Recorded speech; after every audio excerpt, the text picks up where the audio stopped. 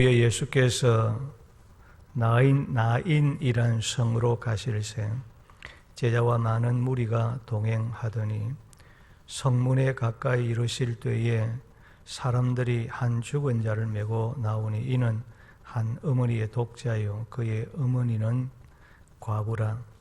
그 성에 많은 사람도 그와 함께 나오거늘 주께서 과부를 보시고 불쌍히 여기사 울지 말라 하시고 가까이 가서 그 관에 손을 대시니 맨 자들이 서는지라. 예수께서 이르시되 청년아 내가 네게 말하노니 일어나라 하시매 죽었던 자가 일어나 앉고 말도하거늘 예수께서 그를 어머니에게 주시니 모든 사람이 두려워하며 하나님께 영광을 돌려 이르되 큰 선지자가 우리 가운데 일어나셨다 하고 또 하나님께서 자기 백성을 돌보셨다 하더라. 예수께 대한 이 소문이 온 유대와 사방에 두루 퍼지니라. 아멘.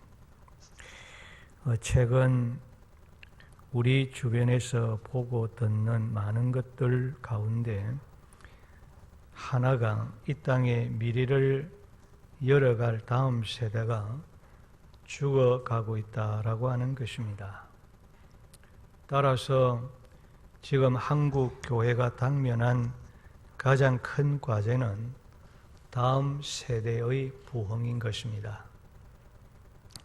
왜냐하면 한국 교회의 학생 수가 급격하게 줄고 있는 것은 물론이거니와 다음 세대의 신앙 전수가 단절되고 있다라고 하는 것입니다. 그러는 와중에 코로나19 바이러스 감염병으로 말미암아 근 석 달 동안 신앙의 생명의 젖줄인 공적 예배와 교육이 상실됨으로 말미암아 주일학교와 청소년들의 신앙 교육이 무너진 상황에 이르게 되었습니다. 모든 목사님들이 지금 이런 문제를 두고 고민하고 한결같이 근심하고 탄식하고 있습니다. 그리고 최근 우리나라 청소년들이 세상을 바라보면서 부모나 사회로부터 좋은 것을 배우지 못하고 있다라고 하는 것입니다. 또한 청소년들이 소망을 상실하여 많은 청소년들이 정신적인 질환을 가지고 있다고 말하고 있습니다. 그래서 우리나라 청소년 가면 15세부터 24세까지를 청소년이라 그렇게 부릅니다. 이런 청소년의 자살이 OECD 국가 중에서 가장 높은 1위입니다. 가장 자살률이 높습니다.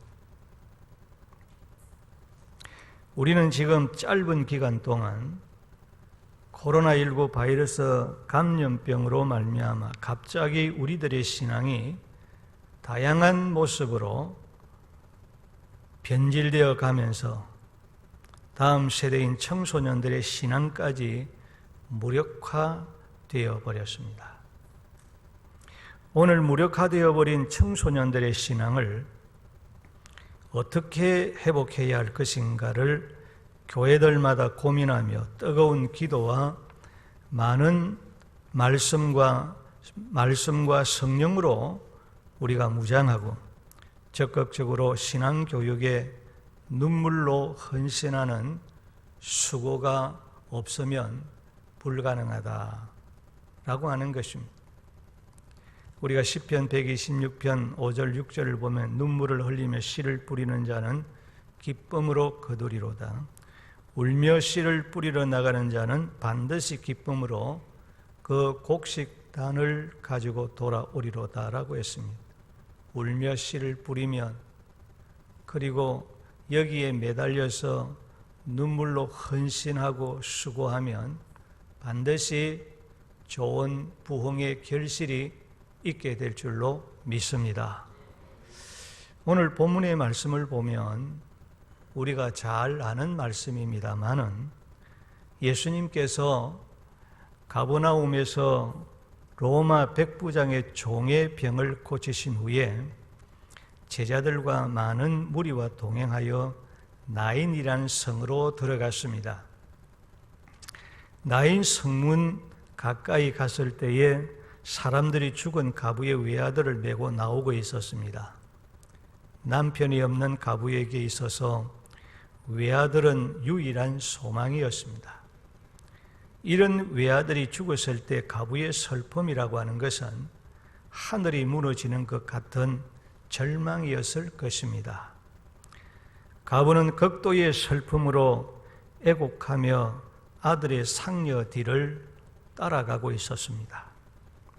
예수님은 외아들을 잃고 절망과 슬픔 가운데 애곡하며 아들의 상녀 뒤를 따르는 그 가부를 보시고 불쌍히 여기시며 가부에게 울지 말라고 말씀했습니다.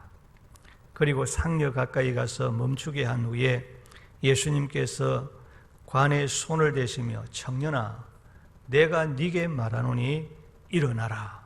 청년아 내가 네게 말하노니 일어나라는 말씀을 하시고 예수님의 말씀이 떨어지자 말자 그 적시로 죽었던 가부의 외아들 청년이 일어나 앉고 말을 하였습니다. 예수님께서 죽었던 가부의 외아들을 다시 살아나게 했다는 말씀이지요. 예수님의 말씀이 있으니 말씀이 떨어지자 말자 죽었던 아들이 다시 살아나는 그런 역사가 일어났습니다. 죽었던 자가 다시 살아나는 이적을 본 사람들은 두려워하며 큰 선지자를 보내오신 하나님께 영광을 돌렸습니다. 그리고 이 소문이 갈릴리 지방뿐만 아니라 온 유대와 사방에 두루 퍼지게 되었다는 것이 오늘 읽어드린 본문의 말씀의 요지입니다. 오늘 이 시대에 다음 세대를 짊어지고 가야 할 청소년들이 세상을 바라보는 눈이 세속화되어 삶의 목적과 그 가치관이 물질적입니다. 오늘 우리 젊은이들도 청소년들도 돈이면 다다. 돈이면 다 된다. 황금 만능주의, 물질에 젖어져 있습니다. 그 어디서 배웠겠습니까? 우리에게서 배운 거예요. 또한 정신과 신앙이 병들어 있는 청소년들의 건강한 모습으로 다시 살아나게 할 수 있는 비결이 무엇일까? 소망이 보이지 않는 정도로 다음 세대 청소년 교회 학교가 급하게 줄어들어가는 것을 어떻게 우리는 막아낼 수 있을까? 그리고 다음 세대 청소년들의 신앙교육을 어떻게 회복시켜서 다시 이 젊은이들을, 이 청소년들을, 우리 자녀들을 살아나도록 부흥시킬 수 있겠는가?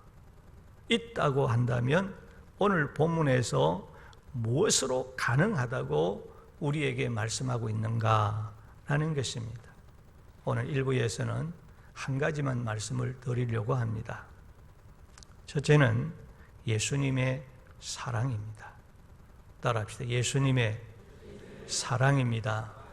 예수님의 사랑입니다. 예수님의 사랑이에요. 하나님은 요한일서 3장 15절에서 그 형제를 미워하는 자마다 살인하는 자니, 그 형제를 미워하는 자마다 살인하는 자니라고 말씀하셨습니다. 살인의 동기는, 사람을 죽이는 동기가 어디서 나오느냐? 미워하는 마음에서 나온다. 미움이 살인의 모든 동기다. 그렇게 예수님이 말씀하셨습니다. 따라서 사람을 죽이는 것은 미워하는 마음, 바로 미움이라고 말씀합니다. 이와 반대로 사람을 살리는 것은 사랑하는 마음, 즉 주님의 사랑인 줄로 믿습니다. 예수님께서 마태복음 24장에서 제자들에게 세상 종말에 일어날 징조들을 말씀하시면서 불법이 상함으로 많은 사람의 사랑이 식어진다, 그렇게 말씀하셨습니다. 세상의 종말 가운데 예수님의 재림이 임박하면 임박할수록 불법이 상하고, 그래서 세상에 사람들에게서 사랑이 식어진다, 사랑이 없다는 거예요. 사랑이 없어진다는 거예요. 예수님이 재림이 임박한 세상 종말 때 법이 있어도 법을 지키지 않을 뿐만 아니라 법은 있는데 그 법이 소용없다는 겁니다. 오늘 현실을 보십시오. 법이 무슨 소용이 있어요? 법이 있어도 법을 지키지 않을 뿐만 아니라 사람들이 사랑이 식어져 서로 미워하고 서로 적으로 여기고 서로 대적하며 살아간다고 말씀하고 있습니다. 무슨 적폐? 서로 적을 만들고 있잖아요.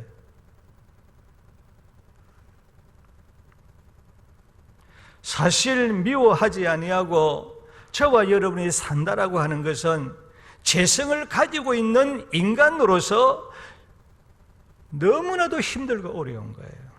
여러분, 여기 앉아있는 여러분, 저나 여러분이나 미워하지 않아 본 적 있습니까? 한 사람도 없을 거예요. 우리가 이 땅에 살아가면서 미워하지 않고 산다는 것은, 재성을 가진 우리 인간이 미워하지 않고 산다는 것은 그는 불가능한 거예요.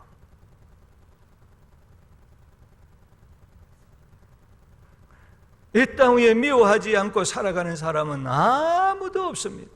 아마 예수님 외에는 없을 거예요. 그 미움의 정도가 다 다를 뿐이지, 미움의 표현이 다 다를 뿐이지, 우리의 가슴에 다 미움을 담고 살아가는. 그러면 성경에서 미워하지 말라는 말은 무엇을 말하는 것일까? 라고 하는 것입니다. 우리 예수님께서 우리 인간의 재성을 가진 우리 인간이 어떤 존재라고 하는 것을 우리 주님은 너무나 잘 알고 있는 거예요. 죄로 인하여 완전히 부패 타락한 것이 우리 인간이잖아요. 이런 인간을 향하여 주님께서 우리에게 미워하지 말라는 거예요. 미움은 살인의 동기라고 우리에게 말씀까지 하셨습니다. 그러면 예수님께서 우리를 향하여 미워하지 말라는 말은 무엇을 말하는 것일까? 여러분, 새가 우리의 머리 위를 지나가게는 할 수는 있어요. 그죠?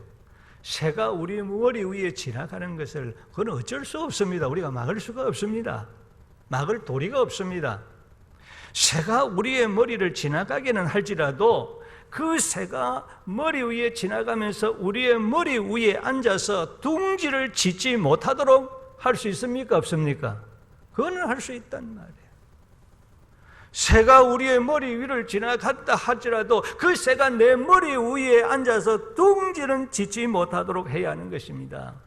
이와 같이 우리가 사람을 미워할 수 있지만은, 미움의 생각과 미움의 생각은 할 수는 있지만은 그 미움의 감정이 내 마음속에 오래 품게 하지 말라는 것입니다. 품어서는 안 된다는 거예요. 어디 두고 보자. 그런 품으면 안 돼요.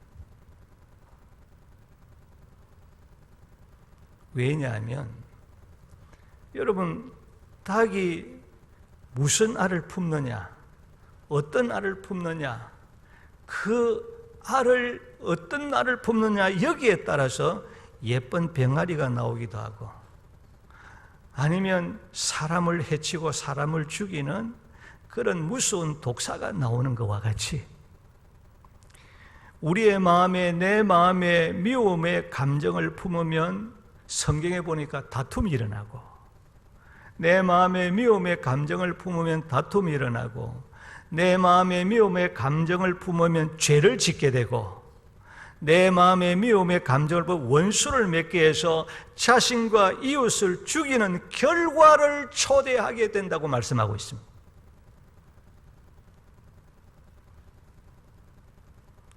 우리의 마음에 미움을 품게 되면 자신과 다른 사람을 파괴하게 되고, 내뿐만 아니라 다른 사람까지라도 내 마음에 미움의 감정을 품으면 다른 사람만 아니라 이 사회를 파괴하게 되어지는, 여러분 전쟁이 왜 일어납니까? 미움의 감정에서 여러분 전쟁이 일어나지 않습니까?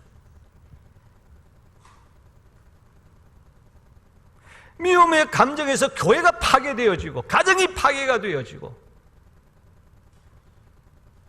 인류 사회가 파괴되어진단 말이에요. 우리의 육신과 영혼을 상하게 하고 병들게 하고 죽이는 무서운 독이 되기 때문인 것입니다. 성도 여러분, 본문에서 죽은 가부의 외아들이 어떻게 무엇으로 살아났습니까? 본문 13절을 한번 보실까요? 본문 13절. 다 함께 시작. 주께서 가부를 보시고 불쌍히 여기사. 주께서 가부를 보시고 어떻게 여기셨다고요? 불쌍히 여기셨더라. 여기서 불쌍히 여기사라고 하는 말은 절망 가운데 슬퍼하고 비통해하는 그 가부를 보신 예수님은 내 심장이 움직일 만큼, 내 내장이 움직이고 내 심장이 벌떡벌떡 이렇게 뛸 만큼 불쌍히 여기는 사랑의 마음이 생겼다라는 뜻이에요. 얼마나 이 가부를 불쌍히 여기며 사랑의 감정이 폭발했는지, 마치 예수님의 그 속에 내장이 움직였고 심장이 벌떡벌떡 뛰어서 견딜 수 없었다는 말씀이에요.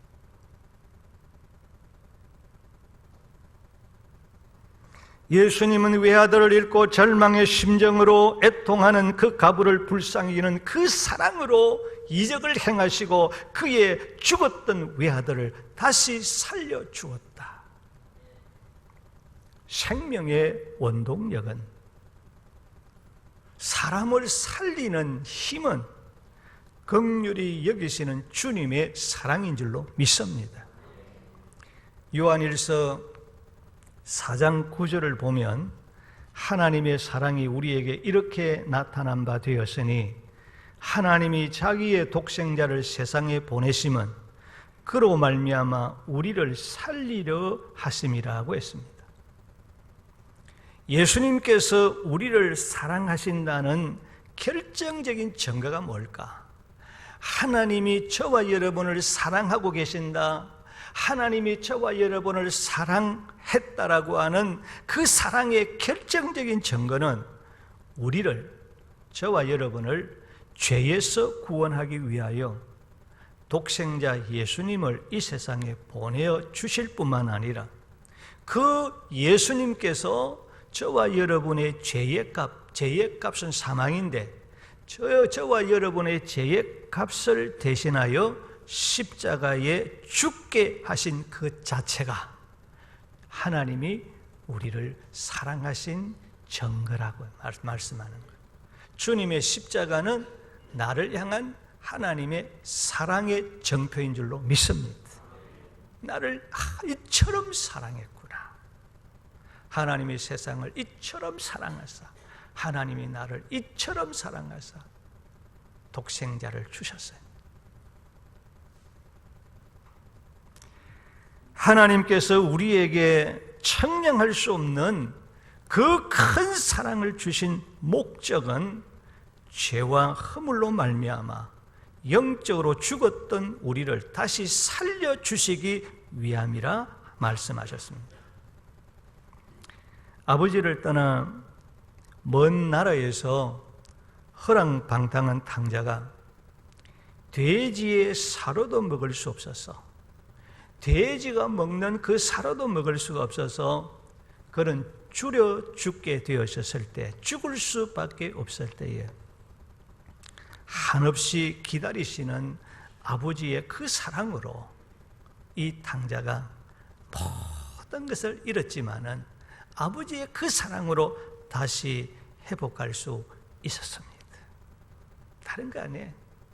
아버지의 사랑, 기다리시는, 돌아오기를 기다리시는 아버지의 그 사랑으로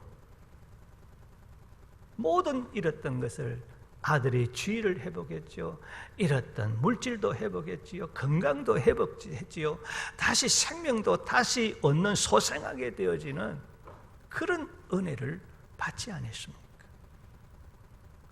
하나님의 사랑만 느끼고 하나님의 사랑만 있으면 살릴 수 있는 줄로 믿습니다. 살아나는 역사가 일어날 줄로 믿습니다. 우리 다음 세대가 살아날 줄로 믿습니다. 오늘 저와 여러분이 살아날 줄로 믿습니다. 예수님의 사랑은 죽었던 자를 다시 살리는 생명의 능력입니다. 죽었던 것을 다시 소생시키고 살리는 힘은 강건하시는, 지금도 이 시간도 저와 여러분을 강하게 권면하시는, 저와 여러분에게 다가오셔서 강하게 말씀하시는 예수님의 사랑인 줄로 믿습니다. 주님의 사랑. 여러분, 지금 이 시간에 말씀을, 이 시간에 저와 여러분이 일부에 나와서 예배드리고 이 시간에 하나님의 말씀을 드리는 것은 어떻게 들을 수 있습니까? 하나님의 강건적인 사랑으로 나온 줄로 믿습니다. 저도 하나님께서 강건적인 사랑으로 붙드셔서 이 말씀을 지금 전하고 있는 거예요. 그렇습니다. 이 땅의 다음 세대를 살리고 회복시킬 수 있는 힘은 예수님의 사랑인 줄로 믿습니다. 오늘 가르치는 우리 교사들이나 오늘 우리 자녀를 키우는 우리 부모님들이 우리가 다시 회복해야 될 것은 주님에 대한 사랑인 줄로 믿습니다. 주님에 대한 사랑을 다시 회복해야 되는 거예요. 오늘의 우리의 교회 학교, 남녀 전도회, 청년회, 우리의 가정, 우리 자녀, 우리의 이웃을, 이 사회를 살려낼 수 있는 것도 예수님의 사랑인 줄로 믿습니다. 예수님의 십자가 사랑만이 오늘 저와 여러분에게 유일한 소망인 것입니다.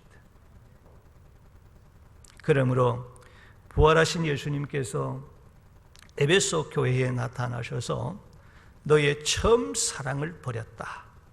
그러므로 어디서 떨어졌는지를 생각하고 어디서 주님에 대한 사랑을 잃었는지 생각을 해보라. 그리고는 회개하여 처음 행위를, 주님에 대한 처음 사랑을 회복해라. 그렇게 말씀하셨습니다.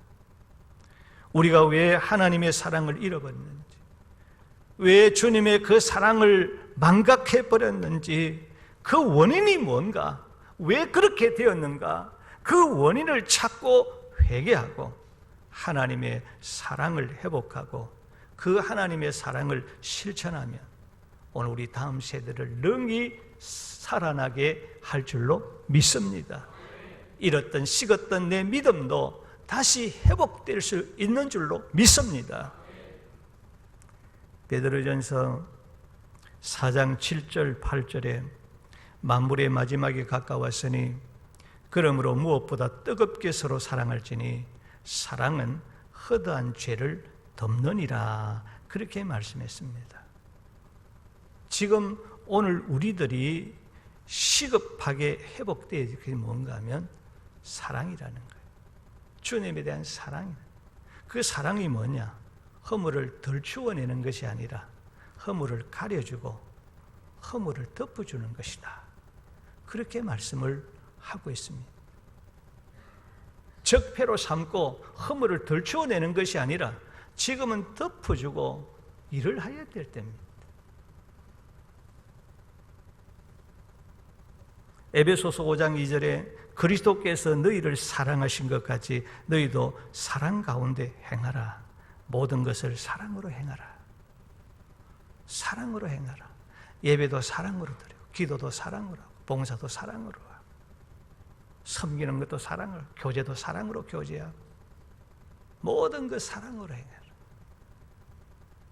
골로새서 2장 2절에 사랑 안에서 연합하여라고 했습니다. 사랑으로 서로 연합해라. 하나가 되어라. 성령은 하나 되게 하신 분이십니다. 성령은 사랑의 영이십니다. 그러므로 오늘 우리에게 어떻게 말하고 있습니까? 사랑으로 하나가 되어서 주의 일에 힘써라. 사랑으로 하나가 되어서 예배하는 일에 힘써라. 사랑으로 하나가 되어서 이 일에 복음을 전해라. 그렇게 말씀합니다. 로마서 12장 9절에 사랑에는 거짓이 없나니 악을 미워하고 선에 속하라. 사랑이 뭐냐? 악을 미워하는 것이다. 죄를 미워하고 죄를 대적하고 선한 것을 선택하며 행해라. 하나님이 기뻐하고 하나님이 좋은 것, 하나님이 싫어하는 것 하지 말고 하나님이 좋아하는 것, 하나님이 기뻐하는 것, 하나님이 즐거워하는 것, 하나님이 영광되는 것, 선한 것, 아름다운 것, 그것 무조건 해라. 그러나 죄가 되는 것은, 하나님 미워하는 것은 안 하는 것이다. 그게 사랑이다. 그게 사랑의 실천이다. 우리 아이들에게 이걸 가르쳐 줘야 되는 거예요. 갈라디아서 5장 22절 23절에는 오직 성령의 열매는 사랑과 희락과 화평과 오래 참음과 자비와 양성과 충성과 온유와 절제다. 성령의 열매가 뭐냐? 사랑이다. 그래서 우리는 지금 어디에 힘써야 됩니까? 성령으로 충만해야 될 줄로 믿습니다. 성령으로 충만하면 주님의 그 사랑 가지고 우리가 삶을 살아갈 수가 있습니다. 사랑을 가지고 우리 아이들을 바른 길로 인도할 수가 있습니다. 우리가 성령으로 충만하면 우리 주일학교를 다음 세대를 살릴 수가 있습니다. 우리가 성령으로 충만하면 내가 살고 내 기관에 살고 우리 교회가 살고 우리가 주위의 사회를 살릴 수가 있습니다. 이 나라를 살릴 수가 있습니다. 교회가 성령으로 충만해야 됩니다.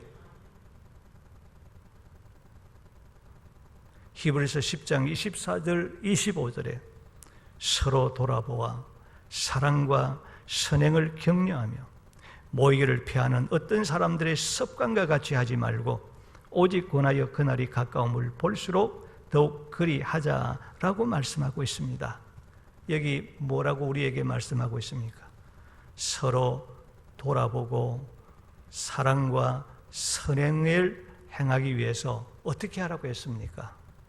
모이기를 피하라고 했습니까? 아니죠. 주님이 가까울수록 우리가 이때 사랑이 식어지는 이때에 사람과의 거리두기를 통해서 인간관계가 무너졌잖아요.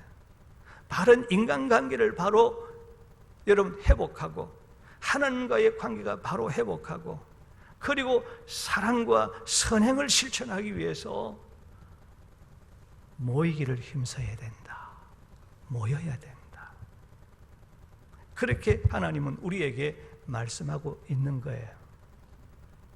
여러분 사람이라는 게 안 그렇습니까? 자꾸 거리를 멀리하고 가까이 하지 아니하면 사랑했던 사람도 어떻습니까? 서먹서먹하고 사랑이 식어지지요. 그러나 미워한 사람이라도 자꾸 가까이하고 대하다 보면 그 미운 감정이 자꾸 그 사람에 대한 관심을 가지게 되어지면 그 다음에 그 사람에 대한 좋은 생각을 가게 되어지고 그 사람과 대해 뭡니까? 관계가, 사랑의 관계가 형성이 되어진다고요. 성도들 간에 잘 모여서 사랑의 교제를 나누어야 되는 거예요. 그래서 서로 격려하고 위로도 주고 힘도 주고 도와줘야 할 자는 도와주고 나누고 그래야 사랑이 생기는 거예요. 그런데 사탄은 그렇게 하면 성도들이 모이면 주님에 대한 사랑의 역사가 일어나니까 모이지 못하도록 하는 거예요. 모여서 예배드리지 못하고 모여서 기도하지 못하도록 하고 모여서 봉사하지 못하고 모여서 성도 간에 이런 좋은 교제를 나누지 못하고 모여서 함께 여러분 사람이 모여서 성도 간에 모여서 밥 먹는 것이 얼마나 중요한 줄 아십니까? 사랑이 가장 여러분 인간관계가 가장 형성되는 것이 모여서 밥 한 끼 먹는 거예요. 제가 집사람하고 어떻게 만난 줄 압니까? 저희 장인어른이 그냥 무심코 던진 말이 자네 밥 한 끼 먹고 가게 저녁 때 나는 그게 진짜인 줄 알았어. 그렇게 말하면 예의상 그냥 가는 게 그게 아니잖아요. 선보고 나는 그게 진짜인 줄 알고 진짜 모르고 그냥 막 앉아가지고 막 밥 때까지 기다렸네. 그런데 그렇게 기다리면서 밥 먹으면서 나를 훑어봤대요. 괜찮더래. 그래서 그 점수 안 땄습니까? 밥 한 끼 먹은 게 굉장히 관심을 가지게 되었다는 이 뭐라 그럴까 제가 말의 표현이 좀 그래서 그러는데 이해하고 들어있어. 자기 나름대로 들어있어. 그래서 점수를 좀 따가지고 그래서 지금까지 잘 살고 있습니다.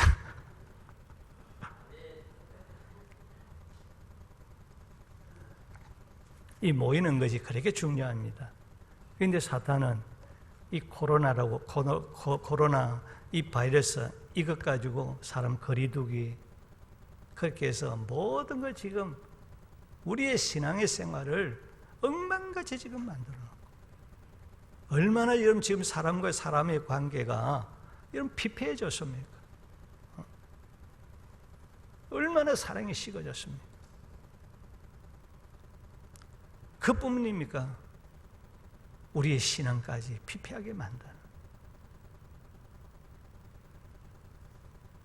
그래서 우리는 이런 여러 가지 우리가 지켜야 할 것들을 우리가 지키면서